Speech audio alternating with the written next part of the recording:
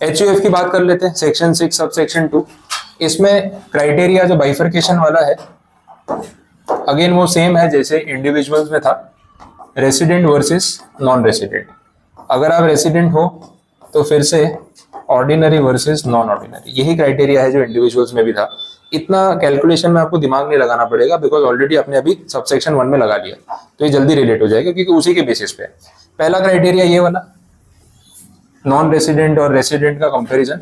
इसमें इन्होंने ऐसा बोला है कि HUF का जो बिजनेस है वो बिजनेस कंट्रोल कहां से हो रहा है।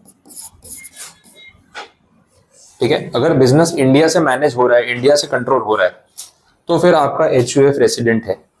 और अगर पूरा ही बिजनेस इंडिया के बाहर से कंट्रोल हो रहा है तो फिर आपका HUF नॉन रेसिडेंट है। इसका मतलब क्या है कि जो बिजनेस चलाने वाले फैमिली के मेंबर्स है वो कहाँ रहते हैं, इंडिया में रहते हैं, इंडिया के बाहर रहते हैं। अगर सारा मैनेजमेंट कंट्रोल इंडिया के बाहर बैठ के हो रहा है और थोड़ा सा भी कंट्रोल या डिसीजन मेकिंग इंडिया से नहीं हो रहा है, फैक्ट्री यहाँ लगी हुई है, मतलब एग्जीक्यूशन यहाँ पे हो रहा है, लेकिन डिसीजन बाहर से लेते हैं, जो फैमिली वो इंडिया के बाहर रहती है, तो उस सिचुएशन में HUF का स्टेटस क्या हो जाएगा, नॉन रेसिडेंट। लेकिन थोड़ा सा भी कंट्रोल और मैनेजमेंट 1% ही क्यों ना सही अगर इंडिया से हो रहा है तो फिर वह HUF कौन सी कैटेगरी में आ जाएगा, रेसिडेंट। सिंपल क्राइटेरिया, कोई दिन नहीं गिनने, कुछ नहीं गिनना, और ये तो आपको कंडीशन लिख के दी होगी तो इसमें ज्यादा प्रॉब्लम नहीं है। अब बात आती है ये वाली, HUF ऑर्डिनरी है या फिर नॉन ऑर्डिनरी है। ये क्राइटेरिया तो अपन ने सिंपली खत्म कर दिया कंट्रोल और मैनेजमेंट के बेस पे। ये कंडीशन थोड़ी सी इंटरेस्टिंग है, जो पढ़ाया उसके बेसिस पे ही है, लेकिन कंडीशन है बहुत इंटरेस्टिंग, ध्यान देना। इसमें ऐसा बोला है, ये कैलकुलेट करने के लिए, मतलब एक HUF का जो रेसिडेंशियल स्टेटस है वो ऑर्डिनरी है या नॉन ऑर्डिनरी, ये सब कुछ डिपेंड करता है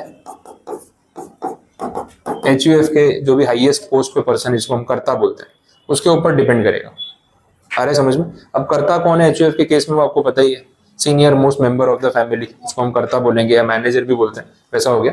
तो कर्ता या मैनेजर जो है उसके ऊपर डिपेंड करेगा कि उसकी HUF ऑर्डिनरी कैटेगरी में आएगी या नॉन ऑर्डिनरी में आएगी। अब डिपेंड करेगा तो कैसे, अब ध्यान देना, ये लोग ऐसा बोल रहे हैं कि इसको एक कंडीशन फुलफिल करनी है अपने HUF को इस कैटेगरी में लाने के लिए, और वो कंडीशन है सेक्शन 6 सब सेक्शन 6। ये अपन पढ़ चुके हैं अभी, इसलिए मैंने बोला इतना टाइम नहीं लगेगा। ये अभी अपन ने पढ़ा लास्ट में, सब सेक्शन 6 कौन सी कंडीशन थी, 730 डेज और 10 years वाली, वही कंडीशन थी। वो कंडीशन यहाँ पे इस कर्ता को फुलफिल करनी है। अब इसका मिस इंटरप्रिटेशन कहाँ होता है वो समझो। जैसे ही मैं ये लिखता हूँ ना, स्टूडेंट्स ये इंटरप्रेट कर लेते हैं कि कर्ता का खुद ऑर्डिनरी रेसिडेंट होना जरूरी है, बट वो बात गलत है।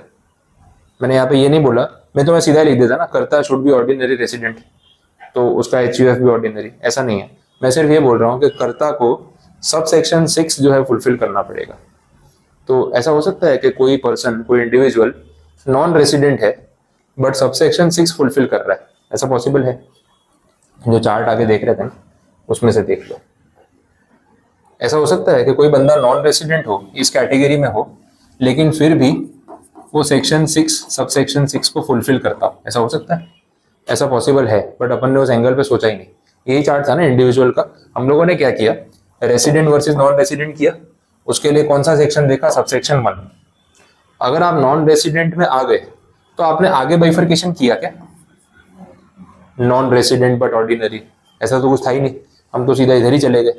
तो जब ये चेक किया तो हमने क्या लगाई, एडिशनल कंडीशंस, सब सेक्शन 6 कौन सी, 730 डेज वाली और 10 years वाली। क्या ऐसा मैथमेटिकली या प्रैक्टिकली पॉसिबल है कि एक ऐसा इंडिविजुअल जो सब सेक्शन 1 फेल करता हो बट सब सेक्शन 6 फुलफिल करता हो, सोच के बताओ। कंडीशंस आपके सामने लिखी हुई है सारी, मैंने समझा भी दी, ऐसा हो सकता है?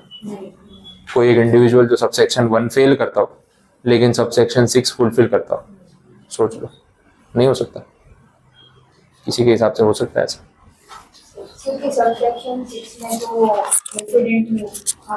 वो तो 2 ही साल में था ना कोई भी, बाकी के 8 साल में तो नहीं था, पूरे 10 साल थोड़ी ना रेसिडेंट था, 10 में से 2 साल।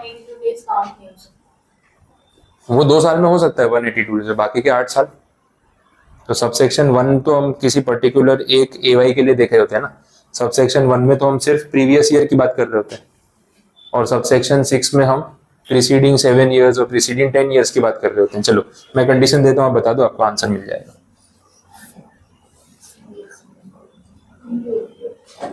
लेवल धीरे धीरे बढ़ाएंगे ना अपन, टॉपिक का वैसा है। एक इंडिविजुअल है, मैं सिचुएशन दे देता हूँ, आप बता देना फिर क्या हो रहा है क्या नहीं हो रहा है। प्रीवियस ईयर 24-25 अपना रेलेवेंट प्रीवियस ईयर, उसमें वो इंडिया में था 50 डेज के लिए, ठीक है, ये कंडीशन है। और उसके साथ बाकी का उसका जो स्टे है वो भी देख लेते हैं। 4 प्रीसीडिंग प्रीवियस ईयर चाहिए ना अपने को, 4 प्रीसीडिंग प्रीवियस ईयर्स का उसका स्टे भी देख लेते हैं, 350 डेज। ये भी हो सकता है, या अगर ये 350 ना भी रखे चलो तो भी चलेगा, बढ़ा देते हैं इसको।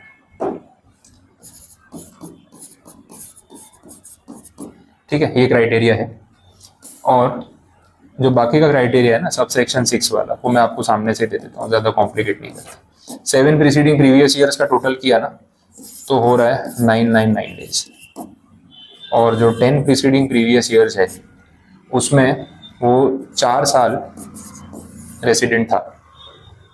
ऐसा हो सकता है, पॉसिबल है। देखो ये जो क्राइटेरिया है ना, इस वजह से ये सबसेक्शन 1 फेल कर गया। 60 डेज से नीचे होते ही सबसेक्शन 1 तो गया, उसमें या तो 182 था या 60 डेज था, उससे नीचे हो तो सबसेक्शन 1 फेल। सबसेक्शन 1 फेल होते ही नॉन रेसिडेंट। लेकिन आप तो, आप कैलकुलेशन ही रोक दिया ना आपने, देखा जाए तो नॉन रेसिडेंट डिक्लेयर होते आप तो आगे गए नहीं। लेकिन जब आपने उसके पीछे की सिचुएशन देखी, चलो ये 4 प्रीसीडिंग प्रीवियस ईयर भी जाने दो, उसके पहले के साल देखे 5th, 6th और 7th ईयर, वो तीनों साल पूरा टाइम इंडिया में ही था। तो आप देख लो, अगर ये 4 साल के पहले वाले 3 साल में देख लो, और अगर वो तीनों साल पूरा इंडिया में था तो 1000 डेज से ऊपर हो गए। तो देखो वो 730 डेज वाली कंडीशन फुलफिल हो रही है, मैंने जो एग्जांपल लिया उसमें फुलफिल हो रही है। अच्छा, ये जो 4 साल थे अपने, उसके पहले के 6 साल इसमें आएंगे ना, वो 6 में से कोई भी 4 साल में वो रेसिडेंट था। हो सकता है ऐसा, ही नहीं हो सकता है, पॉसिबल है। तो प्रैक्टिकली दिस इज पॉसिबल कि जो इंडिविजुअल सबसेक्शन 1 में फेल हो रहा है वो सबसेक्शन 6 की दोनों कंडीशन फुलफिल कर रहा है, क्योंकि टाइमलाइन पूरा डिफरेंट है। अगर आप ऐसे टाइमलाइन बना लो तो ये है आपका प्रीवियस ईयर, ऐसे मान लेते हैं, ये प्रीवियस ईयर, ये इसके पहले के 4 प्रीसीडिंग प्रीवियस ईयर्स, यहाँ तक ये जो है 7 प्रीसीडिंग प्रीवियस ईयर्स, और ये पूरा ड्यूरेशन 10 प्रीसीडिंग प्रीवियस ईयर्स। आप जब सबसेक्शन 1 चेक करते हो ना, वो सिर्फ यहाँ पे चेक होता है, और ज़्यादा से ज़्यादा यहाँ पे चेक होता है, वो 365 डेज वाली कंडीशन में। अब अगर यहीं पे 50 दिन रहा है वो, तो यहाँ भले 375 डेज हो, फिर भी कंडीशन तो फेल ही होगी। उसमें तो क्या लिखा था, 60 डेज और मोर एंड 365 डेज और मोर। तो यहाँ 60 वाली फेल हो गई तो ये 375 पास करके भी क्या फायदा हुआ। तो सबसेक्शन 1 से तो बाहर हो गया। और क्लैरिटी चाहिए तो इसको भी कम कर दो, 350 कर दो, ये कुछ भी हो कोई फर्क नहीं पड़ेगा। ये फेल होते ही सबसेक्शन 1 से तो बाहर हो गया, लेकिन सबसेक्शन 6 को फुलफिल करने के लिए उसके पास ये सारी ड्यूरेशन है। ये 3 साल है और ये भी 3 साल है। ये 3 साल में 730 दिन पूरे, ये 3 साल में से कोई भी 2 साल रेसिडेंट, काम खत्म। तो ऐसा पॉसिबल है कि जो बंदा आपको ऑन पेपर नॉन रेसिडेंट दिख रहा है, बिकॉज ऑफ दिस वो एक्चुअल में एडिशनल कंडीशंस जो है ये वाली फुलफिल कर रहा है। This is practically possible, impossible तो नहीं। समझ आ रहा है? तो जो HUF वाला जो कर्ता वाला पॉइंट है, इसमें उन्होंने एक्ट में सिर्फ इतना लिखा है कि कर्ता अगर सबसेक्शन 1 फुलफिल करे या ना करे हमें कोई फर्क नहीं पड़ता, खाली ये कंडीशंस फुलफिल कर लेवे ना तो भी हमारे लिए बहुत है। मैं आपको क्लियर इंटरप्रिटेशन बता रहा हूँ जो सही में बोला गया है। लोग इसका इंटरप्रिटेशन ऐसा निकाल लेते हैं कि कर्ता को सबसेक्शन 6 फुलफिल करने के लिए बोला है, दैट मीन्स डिपार्टमेंट ये बोल रहा है कि आपका ऑर्डिनरी रेसिडेंट होना जरूरी है, but that is wrong. Ordinary resident होने के लिए ये दोनों सेक्शन फुलफिल करना कंपलसरी होता है, बट लॉ में ऐसा लिखा है कि आपको सिर्फ ये फुलफिल करना है तो भी ठीक है, ये नहीं भी कर रहे होगे तो चलेगा। तो आप तो अननेसेसरी लॉ को और स्ट्रिक्ट बना रहे हो जो है नहीं। तो जो एक्ट में लिखा है हमें उस हिसाब से ही चेक करना है। अब अगर मान लो कोई ऐसा पर्टिकुलर इंडिविजुअल हुआ जो इसमें फेल हो रहा है लेकिन ये पास हो रहा है, आप तो उसको नॉन ऑर्डिनरी बना के आ जाओगे एग्जाम में, तो वैसा नहीं होना चाहिए। लोग इसका मिस इंटरप्रिटेशन करते हैं, बहुत जगह गलत इंटरप्रेट करते हैं कि कर्ता का ऑर्डिनरी होना जरूरी है तो उसका HUF ऑर्डिनरी होगा। नहीं, कर्ता को सिर्फ ये 2 एडिशनल कंडीशंस फुलफिल करनी है विदाउट चेकिंग दिस। ये नहीं भी फुलफिल हो रही तो भी ठीक है, हो रही है तो भी ठीक है, आप चेक मत करो तो भी ठीक है, सिर्फ 2 कंडीशन उससे फुलफिल करवा लो। इसकी वजह से इसका HUF जो है वो ऑर्डिनरी हो जाएगा। ये बात समझ आई? ठीक है, इतना सा पॉइंट है, लोग ध्यान से नहीं पढ़ते उसको, इसलिए मैं आपको इतना डेप्थ में बता रहा हूँ। बाकी लिखा तो साफ है, उसमें कोई कंफ्यूजन नहीं। ठीक है, ये बात आपको थियरी में लिखी हुई मिल जाएगी। आपको अगर शॉर्ट में पढ़ना है ना तो पेज 23 पे देखो, इन अदर वर्ड्स करके एक लाइन लिखी, मिला? बस वो मेन क्रक्स है इसका, उतना ही पढ़ना है, उसके आगे पीछे की आप एट की लैंग्वेज नहीं पढ़ोगे चलेगा। इफ कर्ता of resident HUF satisfies both the following additional conditions, additional conditions क्या होती है? सबसेक्शन 6, इसलिए मैंने पहले नाम दे दिया था। then resident HUF will be ordinary, otherwise it will be non ordinary। तो कहीं पे भी सबसेक्शन 1 की बात की नहीं, कहीं पे भी कर्ता के ऑर्डिनरी रेसिडेंट होने की बात नहीं की, सिर्फ कर्ता को सबसेक्शन 6 फुलफिल करना पड़ेगा, उतनी बात की। आया समझ में? क्लियर हुआ?